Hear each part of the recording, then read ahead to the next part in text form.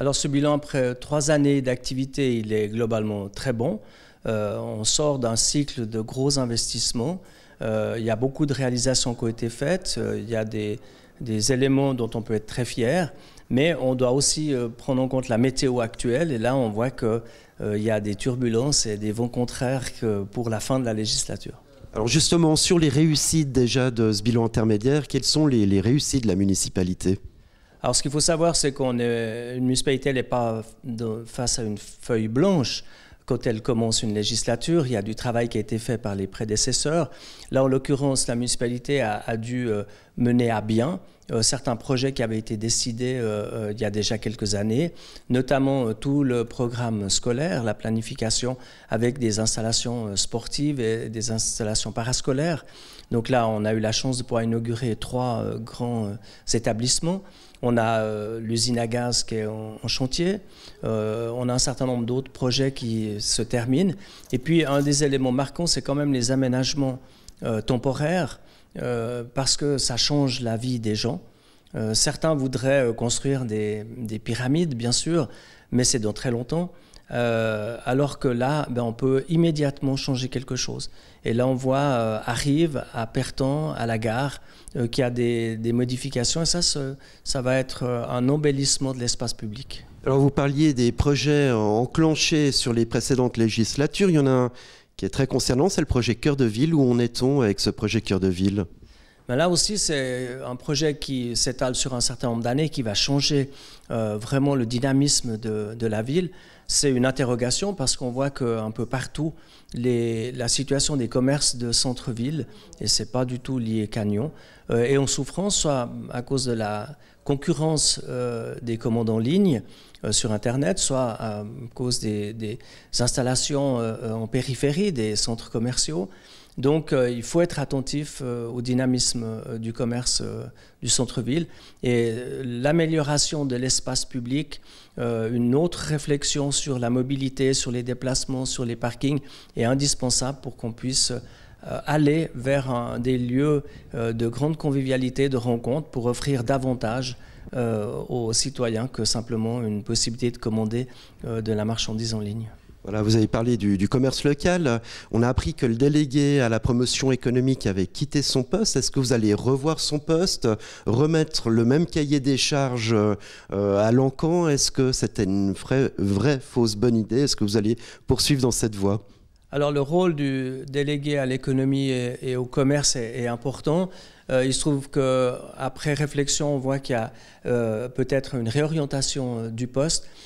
Il doit y avoir des relations avec les commerçants et les acteurs économiques, c'est évidemment très important. Mais dans cette phase-là, il y a une réflexion plus en profondeur, notamment par rapport à la situation économique de la ville. On a des locaux commerciaux qui sont vides, des locaux administratifs qui sont vides.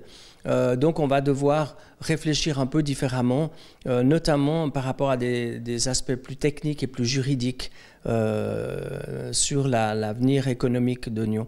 Donc le poste va être un petit peu réorienté. Et puis vous parliez de vent contraire en début d'interview, peut-être d'une réorganisation des projets municipaux. En tout cas, ça passe par 60 projets, soit mis en sommeil, soit reportés à la législature suivante.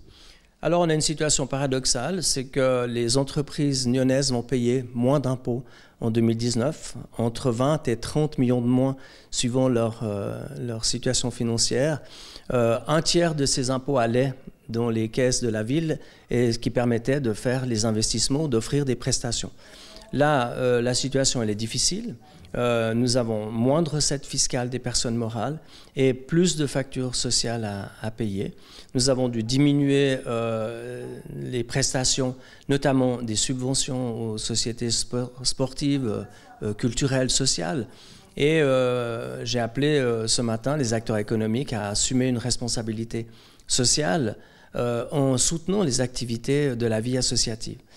Ceci dit, le paradoxe, c'est que la situation financière de la ville ne permettra pas d'accompagner le développement souhaité des activités économiques.